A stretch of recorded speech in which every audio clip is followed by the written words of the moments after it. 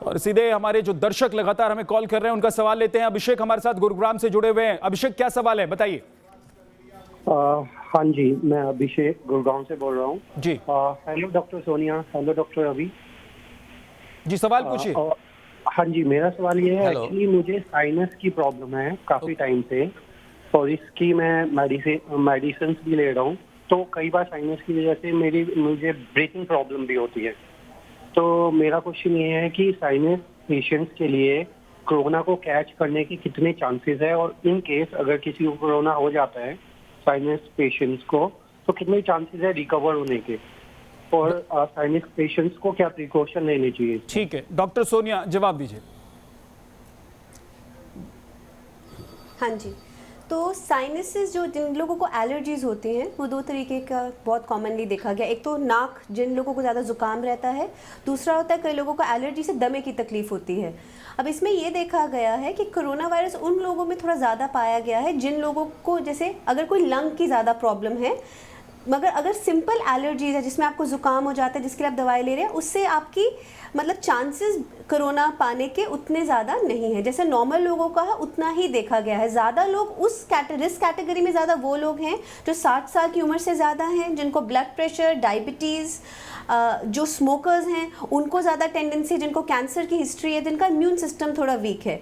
Allergies बहुत common problem है, बहुत लोगों में होती है। इनफैक्ट ये अभी एलर्जी सीजन चल भी रहा है, तो आपको जो नॉर्मल प्रिकॉशंस हैं वही लेने हैं। वो है सोशल डिस्टेंसिंग रखना, अपनी एलर्जी की दवाइयों को डेफिनेटली रेगुलरली लीजिए, उसको प्रॉपरली लीजिए, वो बहुत ज़रूरी रहेगा इसमें, क्योंकि कन्फ्यूजन नहीं क्रिएट हो जानी चाहिए कि मेरे को जो जुकाम है वो किस चीज़ के कारण हो रहा है। तो वो बहुत ज़रूरी बात होगी आपके लिए। उसके अलावा वही अपने हाथों को लगातार अच्छी रेगुलरली धोना है, और अपने नोज़ को, आंखों को और मुंह को नहीं टच करना, क्योंकि जिनको एलर्जीज होती हैं उनकी बहुत टेंडेंसी होती है, उनकी फिंगर नाक पे जाती है, तो वो आपको बहुत ध्यान देना है कि किसी भी चीज़ को छूने के बाद अपने चेहरे को मत छुइए। ठीक है, एक और दर्शक का सवाल बहुत जल्दी से लेते हैं। कन्हैया लाल हमारे साथ जुड़ गए ग्वालियर से। कन्हैया, क्या सवाल है, पूछिए।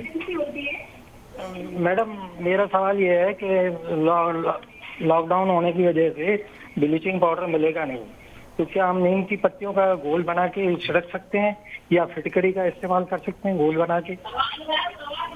डॉक्टर मलिक। देखिए, फिटकरी के घोल बनाने से कुछ नहीं होगा, कोई फर्क नहीं पड़ेगा। आप अगर अपने हाथों को स्ट्राइल करना चाहते हैं तो आपको 70% अल्कोहल, आइसोप्रोपाइल अल्कोहल वाले सैनिटाइजर को इस्तेमाल कर सकते हैं, या साबुन और उसको कर सकते हैं। और अगर आपने घर की चीज़ों को सैनिटाइज करना है तो 1% ब्लीचिंग सॉल्यूशन से आप कर सकते हैं। इसके अलावा कोई भी चीज़ रिकमेंडेड नहीं है कि हम नई नई चीज़ों का ईजाद करें। इसका हमारे को ध्यान रखना बड़ा ज़रूरी है। ठीक है, और एक बड़ा सवाल ये भी आता है डॉक्टर साहब कि फ्लू और कोरोना में फ़र्क कैसे करें, क्योंकि अभी समझ नहीं पा रहे हैं, जो आम लोग हैं वो समझ नहीं पा रहे हैं कि आखिर वो फ्लू से जूझ रहे हैं या फिर कोरोना के सिम्टम्स हैं, तो उसमें कैसे अंतर कर सकते हैं लोग? देखिए, जो फ्लू जिसको हम कहते हैं वो बेसिकली H1N1 जिसे हम कहते हैं, जो स्वाइन फ्लू हुआ था, या फ्लू का वायरस है, H5N1, तरह तरह के वायरसेस हैं, ये एक अलग वायरस है। और कोरोना वायरस जो है ये अलग ग्रुप ऑफ वायरसेस हैं, लेकिन इनके सिम्टम्स कहीं ना कहीं मिलते हैं। दोनों रेस्पिरेटरी वायरस हैं।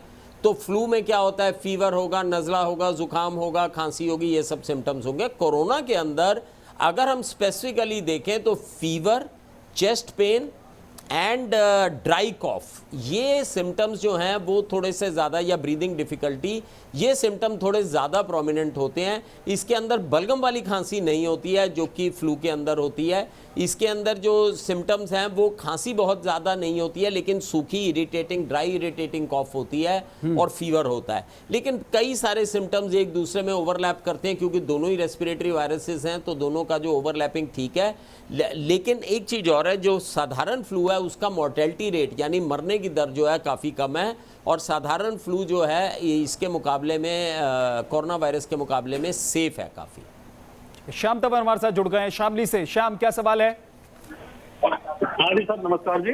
जी जी, मैं राम बोल रहा हूँ जी, राम तंवर जी। सर, मेरा सवाल ये है कि जैसे हम लोग सब्जी तो लेने चले जाते हैं सर, उस सब्जी को तो हम धो अपने घर पर लाकर धो लेते हैं, लेकिन सर जब हम राशन लेने जाते हैं बाजार में, और सर हम राशन लाते हैं, दाल चीनी आटा नमक जो भी लाते हैं सर, ठीक है। उनको सर हम कैसे करें सर उनको वायरस से बचने के लिए? एक सवाल सर मेरा ये है, और सर दूसरा सवाल ये है मेरा, जैसे सर हम पैसों का लेन देन करते हैं राशन की दुकान पे, तो क्या सर उन पैसों में नहीं सर वायरस हो सकता?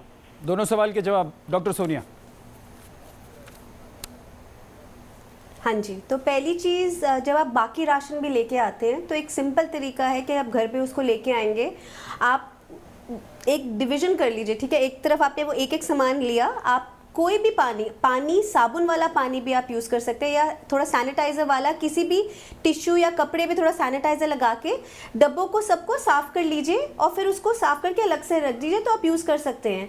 एज सच डेटा नहीं है कि आपको वैसे हो जाएगा, बट यही रिस्क रहता है, और 24 घंटे में कार्डबोर्ड पे या किसी भी चीज़ से ये वायरस चले जाता है। लेकिन ज़रूरी है कि जो भी आप बाहर से लाएं, आप उसको सैनिटाइज करके अलग से रख के फिर आप उसको यूज़ कर सकते हैं। अगर इनके सैनिटाइज़र या नहीं है तो आप एक सिंपल पानी और साबुन का भी मिक्सचर यूज़ करके उससे भी साफ़ करके 10 मिनट उसको सुखा के उसको भी आप यूज़ कर सकते हैं। दूसरा सवाल आपका ये था, सॉरी दूसरा सवाल था कि दूसरा सवाल वो पूछ रहे हैं कि भाई अगर वो तमाम ये सावधानी जो आप बता रही हैं वो इस्तेमाल कर रहे हैं, इसके बावजूद बाहर जाना होता है, घर बहुत सारे सामान वो लोग लेकर आते हैं, कोरोना का जब ये अभी लॉकडाउन खत्म हो जाएगा तो फिर कैसे सावधानी बरते वो?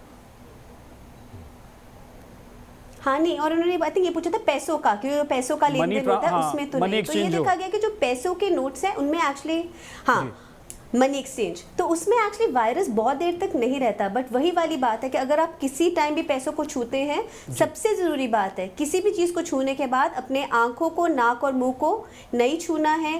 पैसों को हैंडल करने के बाद अपने हाथों को ज़रूर साफ़ करना है, वही सबसे ज़रूरी चीज़ रहेगी। तो अगेन हमें इन्हीं बातों पर स्ट्रेस करना पड़ता है कि मोस्ट इंपॉर्टेंट, इसलिए हैंड वॉशिंग बहुत ज़रूरी हो जाती है, क्योंकि किसी भी चीज़ को छूने के बाद वो रिस्क रहता है अभी कि वो वायरस हाथों में आ सकता है, इसलिए हैंड वॉशिंग 20 सेकंड के लिए बहुत जरूरी है।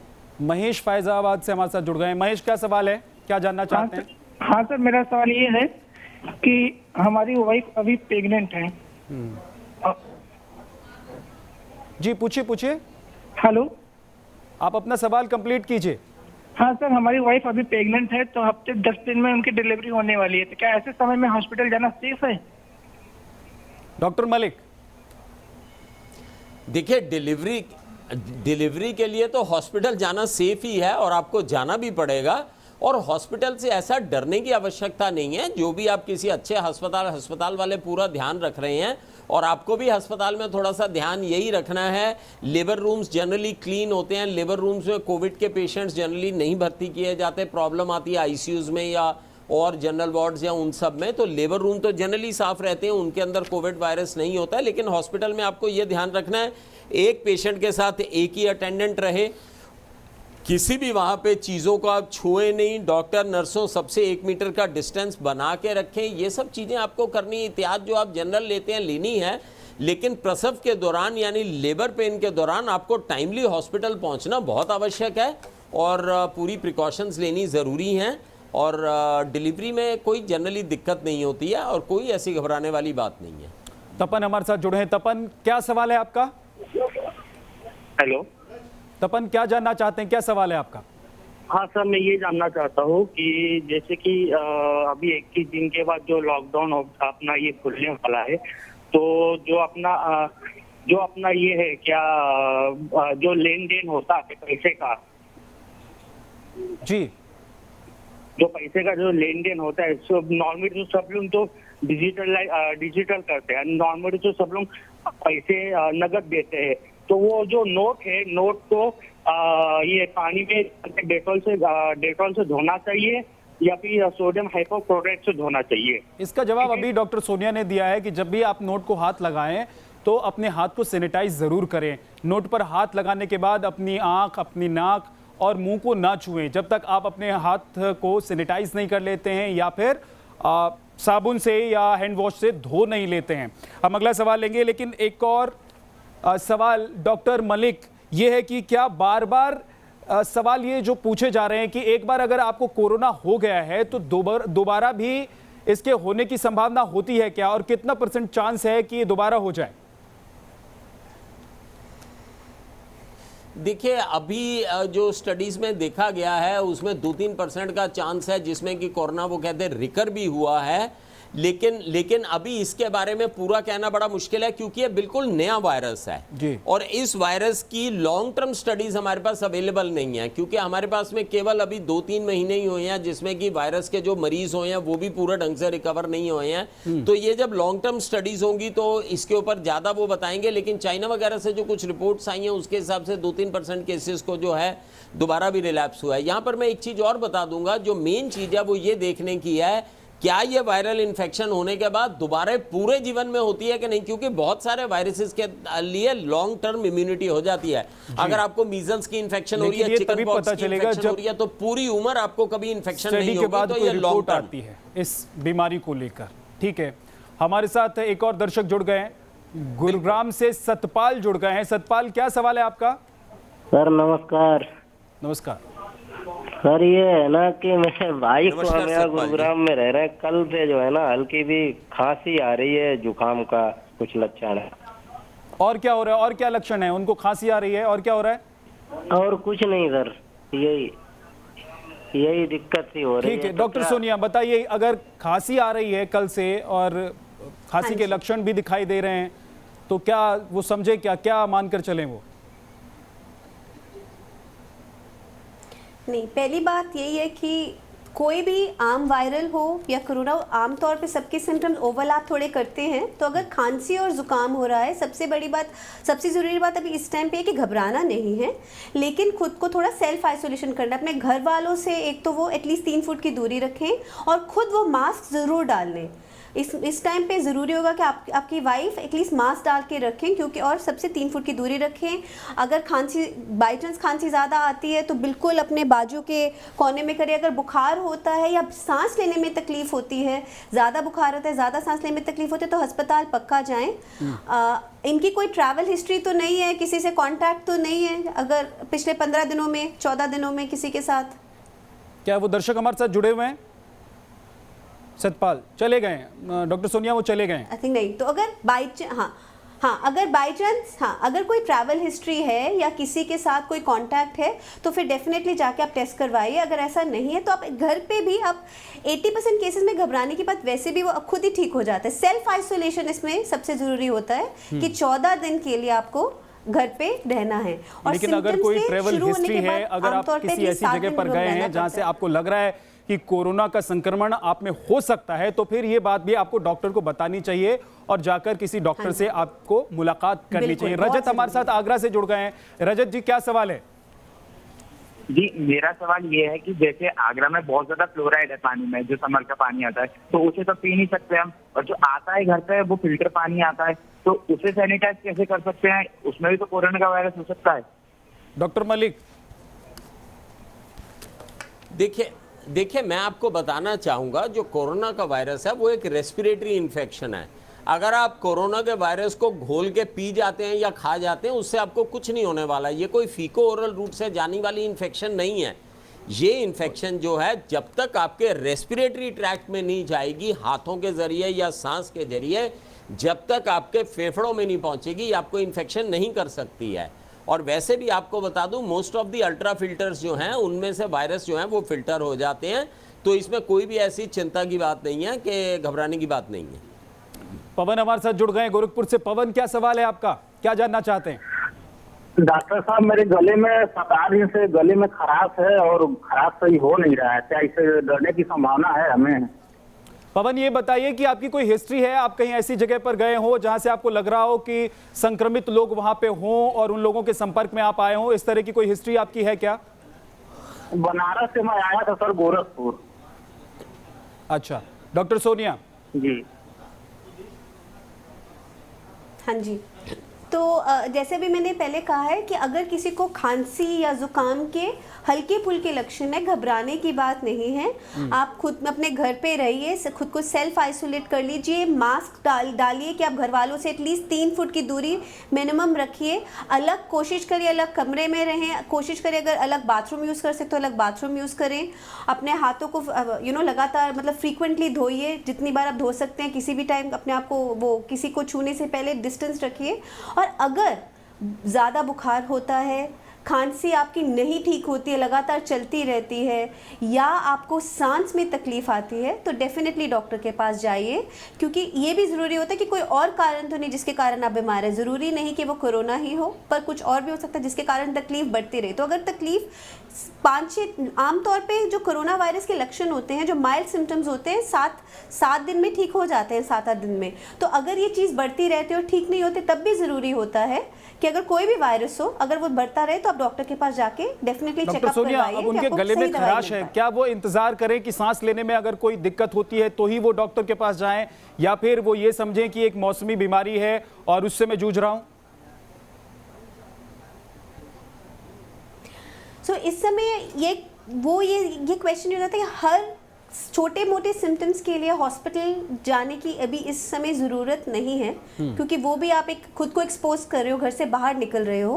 तो वैसे भी अभी सीज़न चेंज हो रहा है, तो हाँ एलर्जी सीज़न है, तो ज़्यादा लोगों को थोड़ी खराश हो रही है, ज़ुकाम भी थोड़ा ज़्यादा हो रहा है, इसलिए वो लोग कंफ्यूज भी हो रहे हैं अपने आम रेगुलर ज़ुकाम या रेगुलर एलर्जी से कि क्या ये कोरोना तो नहीं है। तो ज़रूरी बात है कि कोरोना में देखा गया है कि हाई फीवर एक्चुअली हो जाता है, या सांस की तकलीफ अगर होती है तभी ज़्यादा टेस्टिंग हो रही है। ये दुनिया भर में उन्होंने वो एक रखा गया, अगर माइल्ड सिम्टम्स हैं और अभी हम इंडिया में उतनी टेस्टिंग नहीं कर रहे हैं, हो सकता है ये गाइडलाइंस अभी बदल जाएं, तो फिर अगर टेस्टिंग होगी तो डेफिनेटली हम टेस्टिंग और करेंगे और डायग्नोसिस बनेगा। दिल्ली से हमारे दर्शक विलोम भाटी हमारे साथ जुड़ गए हैं कि बाकी लोगों से ना मिलें। ठीक है डॉक्टर सोनिया, विलोम भाटी हमारे साथ दिल्ली से जुड़े हैं। विलोम, क्या जानना चाहते हैं आप, आपका सवाल क्या है?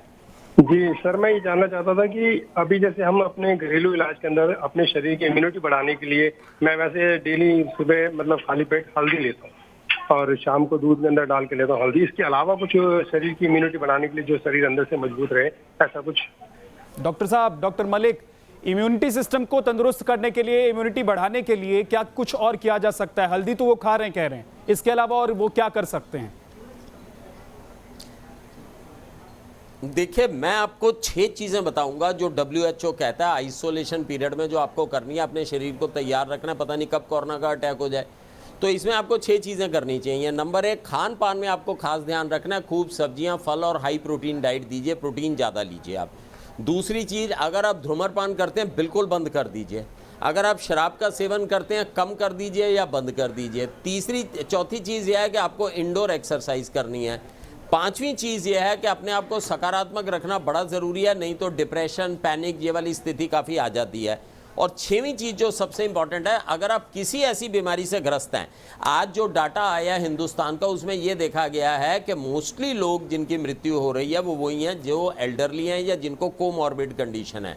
कोमॉर्बिड कंडीशन मतलब अगर आपको शुगर बढ़ी हुई है, अगर आपका अस्थमा कंट्रोल में नहीं है, आपका हार्ट की प्रॉब्लम है, आपका बीपी ज़्यादा है, आप दवाइयाँ लेके अपने आप को स्वस्थ रखिए और अपना बीपी, शुगर सब कुछ कंट्रोल में रखिए, क्योंकि कोरोना वायरस जो है उसका वार और प्रहार उन व्यक्तियों पे बहुत ज़्यादा होता है जो कि बीमार शरीर लेके बैठे हैं।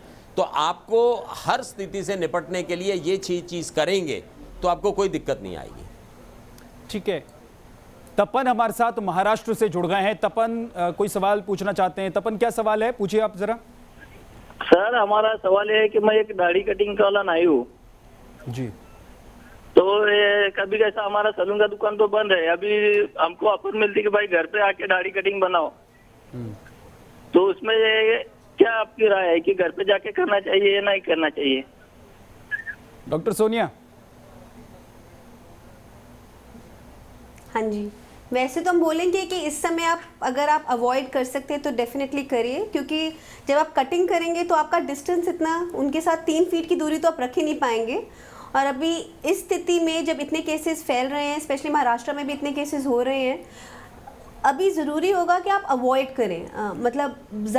और अगर फ्यूचर में जाके अभी गाइडलाइंस एक्चुअली अभी देखी जा रही हैं मास्क की भी, तो अभी हो सकता है कोई फ़र्क आएगा गाइडलाइंस में कि मास्क एक्चुअली जब बाहर जाए तो डालना चाहिए कि नहीं। आई एम श्योर सून अभी प्रिंसिपल साइंटिफिक एडवाइजरी से डेटा भी आया है कि घर पे कैसे मास्क बना सकते हैं, पर अभी इस समय एटलीस्ट कटिंग के लिए तो मैं बोलूँगी कि आप प्लीज़ मत करिए, क्योंकि वो आप 3 फुट की दूरी आप डिस्टेंस रख ही नहीं पाएंगे, बहुत मुश्किल होगा। और आप बिल्कुल आप उनके चेहरे के पास होंगे जहाँ से बाई चांस उनको खांसी आती है, छींक आती है, तो वायरस ऊपर आ सकता है। हो सकता है उनको वायरस ना भी हो और बिल्कुल नहीं होगा, पर इस समय कहना मुश्किल है, क्योंकि बहुत लोगों को वायरस सिम्टम्स पता नहीं चलते हैं, बहुत माइल्ड सिम्टम्स होते हैं बहुत ज़्यादा, काफ़ी लोगों में 80%। हम भी आपसे यही कहेंगे, हमारी सलाह भी आपसे यही होगी कि ना आप किसी के यहाँ जाएं, ना आप अपने यहाँ किसी को बुलाएं, ना किसी के हेयर कट के लिए जाएं या फिर दूसरे काम के लिए, क्योंकि आप जब ऐसे जाएंगे, एक दूसरे से मिलेंगे, तो हो सकता है आप किसी ऐसे व्यक्ति के कांटेक्ट में आ जाएं जो इस संक्रमण से पीड़ित हो और वो संक्रमण आगे बढ़ता चला जाएगा। एक और दर्शक हमारे साथ जुड़ गए हैं, पुष्पक इंदौर से। क्या पूछना चाहते हैं, क्या जानना चाहते हैं पुष्पक आप? 11 जनवरी को जी, आप अपना सवाल पूछिए पुष्पक। मैं 11 जनवरी को लंदन से आए थे, सब तो ठीक था सब कुछ। अभी 20 दिन से हल्की सी खांसी थी और दूध हल्दी लिया तो ठीक हो गया हो। तो मैं 11 जनवरी को लंदन से आया था इंदौर, सब ठीक था। अभी हल्की सी सर्दी है और खांसी, हल्की सी सर्दी और खांसी है अभी भी? हाँ। ठीक है डॉक्टर मलिक, आप क्या सलाह देना चाहेंगे?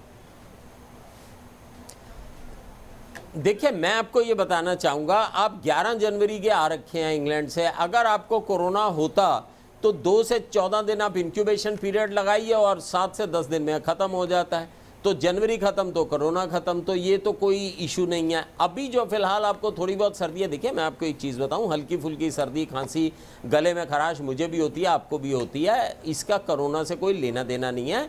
जब तक आपको फीवर नहीं आता, आपको चिंता की कोई विशेष बात नहीं है। अगर आपको फीवर आता है, साथ में थोड़ी बहुत सूखी खांसी होती है, तो फिर आप अपने डॉक्टर से सलाह ले सकते हैं, और वो भी तब ज़्यादा ज़रूरी है जब आप कहीं बाहर आए हुए व्यक्ति के कांटेक्ट में आए हों।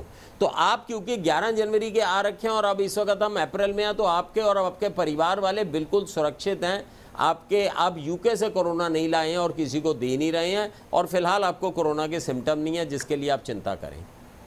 ठीक है डॉक्टर सोनिया, एक सवाल यह है कि आने वाले दिनों में जब लॉकडाउन मान लीजिए ख़त्म भी हो जाता है और ये बीमारी अभी पूरी तरीके से ख़त्म नहीं होती है, क्योंकि बताया ये जा रहा है कि कुछ वक्त में शायद हो सकता है कि इसके जो सिम्टम्स हैं वो वापस देखे जा सकते हैं, तो आने वाले दिनों में जो हमारे दर्शक इस वक्त देख रहे हैं, आप उनको क्या सलाह देंगी? क्या उनको करना चाहिए? किस तरह के सेफ्टी मेजर्स उनको अपनाने चाहिए?